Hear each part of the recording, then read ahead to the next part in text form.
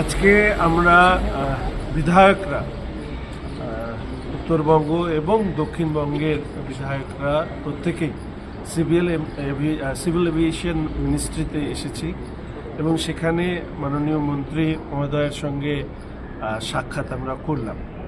মূলত যে বিষয়গুলোকে আমরা তুলে ধরেছি, প্রথম হচ্ছে কুচবিহার বিমানবন্দর থেকে যাত্রীর চাহিদা বেশি রয়েছে, ফলে সেখানে এই উড়ান স্কিমের যে ফ্লাইট চলে সেখানে কিভাবে যাত্রী সংখ্যা বাড়ানো যায় বা বড় বিমান দেওয়া যায় কিনা সেই ব্যাপারে অনুরোধ করেছি।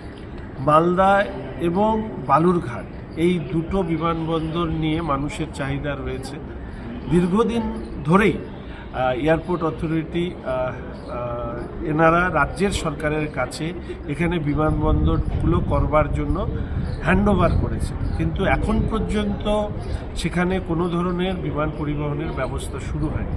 ফলে স্বাভাবিকভাবে সেই বিষয়টিকে আমরা ওনাদের নজরে এনেছি এবং অনুরোধ করেছি মাননীয় মন্ত্রী মহোদয়ের কাছে যে এই ব্যাপারে দ্রুত ব্যবস্থা নেওয়া এবং রাজ্য সরকারের সাথে কথা বলে তারা সেখানে বিমান চালাবেন কি চালাবেন না সেটাও আমরা ওনার কাছে অনুরোধ করেছি একবার রিভিউ করে দেখে নেওয়ার জন্য।